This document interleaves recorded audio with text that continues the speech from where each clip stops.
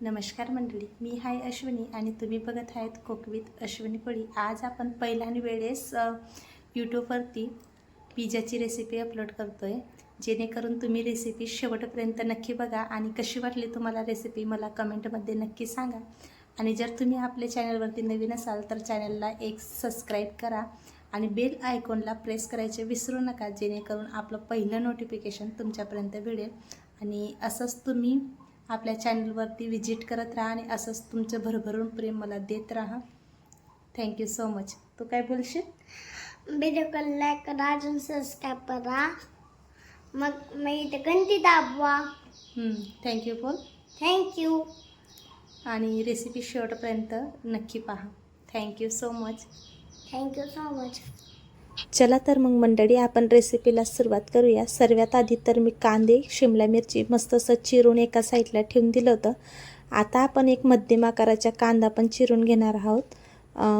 पिझ्झाची recipe मी first टाईमच upload करते, हे आधी मी तुम्हाला सांगितलंच। आणि पिझ्झा रेसिपी पण मी फर्स्ट टाईमच घरी बनवते, तर कृपया करून तुम्ही समजून घ्यावं आणि मला थोडा सपोर्ट करावा। बघू शकता तुम्ही, मी कांदे पण मस्त असं चिरून घेतलेले आहेत। आणि मी बरेच रेसिपी बघितल्या, रेसिपीमध्ये पाहिल्यानंतर मला कळलं की कांदे आपल्याला असं पातळ वगैरे चिरायचे नसतात, असे हुबे सर असे चिरून आपल्याला त्याची काप एका साईडला काढायचे असतात। ते मला थोडं उशिरा कळलं, म्हणून मी आता काप वगैरे काढून ठेवून दिलेले आहेत। आता मी हे पनीर जे आहे ना, हे घरीच बनवलं होतं, हे पण मी एका व्हिडिओमध्येच बघितलं होतं। आणि बघू शकता तुम्ही, पनीर पण मस्त आपण चौकोनी आकारमध्ये कट करून ठेवून देणार आहोत।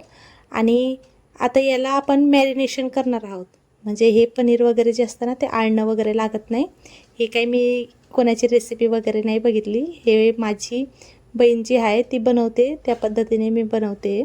मॅरिनेशन वगैरे करून आपण आता हे पनीर एका साईडला ठेवून देणार आहोत। सर्वात आधी तर मी शेजवान चटणी आणि जी पिझ्झा टॉपिंग वगैरे असं काहीतरी म्हणतात ते, आणि थोडं रेड सॉस असं लावून आता हे एका साईडला आपण ठेवून देणार आहोत। जो कुत्र्यांचा आवाज येतो आहे ना मंडळी, त्याला थोडा इग्नोर करा, कारण आमच्या कॉलनीमध्ये माणसांपेक्षा कुत्रेच जास्त असतात, हे मला या कॉलनीमध्ये राहायला आल्यानंतरच कळलेलं आहे।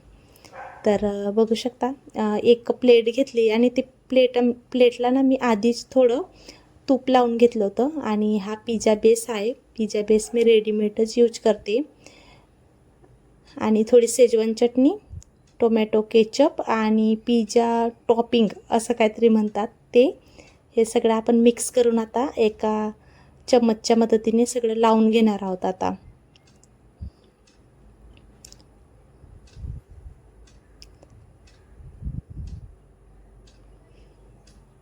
आता हे सगळं आपलं मिश्रण लावून तयार झालं आहे। आणि पिझ्झा बेसला सर्वात आधी तर शेजवान चटणी वगैरे हे जे सगळं असतं ते लावलं जातं, हे मी बऱ्याच व्हिडिओमध्ये पाहिलं होतं। आणि थोडी मी पिझ्झा सीझनिंग आणि चिली फ्लेक्सही टाकलं, कारण आम्हाला थोडं स्पायसी आवडतं म्हणून। जर नसेल तुम्हाला स्पायसी आवडत तर तुम्ही शेजवान चटणी वगैरे स्किप करू शकता। आता मस्त असं मोझरेला चीजचा वापर करते मी, अमूल ब्रँडचं मी मोझरेला चीज आणलं होतं, पण ते आणल्यानंतर मला घरी असं माहिती झालं की आपण घरी पण चीज बनवू शकतो। आणि जे मी आपण कांद्याचे मस्त असं पातळ असं कट करून घेतला होता, म्हणजे स्लाइसमध्ये कट केलेला तो कांदा पण मी मस्त असा ठेवून दिलेला आहे। आता शिमला मिरची, आणि शिमला मिरची पण मस्त असा जिथं जिथं गॅप सुटलेला आहे त्या पद्धतीने मी लावून घेणार आहे। आता कृपया करून तुम्हाला एक विनंती आहे, जर तुम्हाला रेसिपी थोडी जरी आवडत असेल ना, तर रेसिपीला एक लाईक करा। आणि आपल्या चॅनलवरती नवीन असाल तर चॅनलला सबस्क्राईब करा।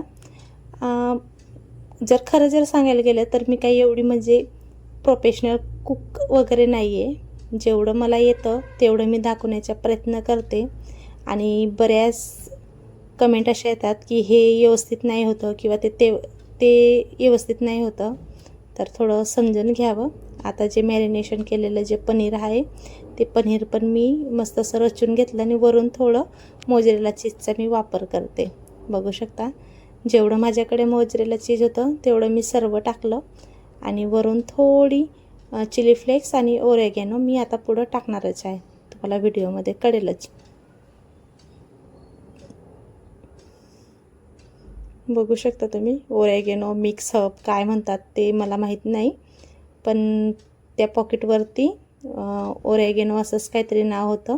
कोणी कोणी म्हणतं की मिक्स हर्ब टाकायला पाहिजे, पण जे होतं तेच मी लावलं. आता काय करायचं, आता मी प्रीहीट करायला ठेवली होती कढईमध्ये मीठ आधीच टाकून ठेवलं होतं. ती थोडी अशी गरम झाली आणि त्याच्यानंतर आपण जे पिझ्झा बनवून ठेवला होता तो त्या कढईमध्ये टाकला आणि त्याच्यानंतर 15 मिनटासाठी याला कम वाफेवरती मस्त असं वाफवून घेतला.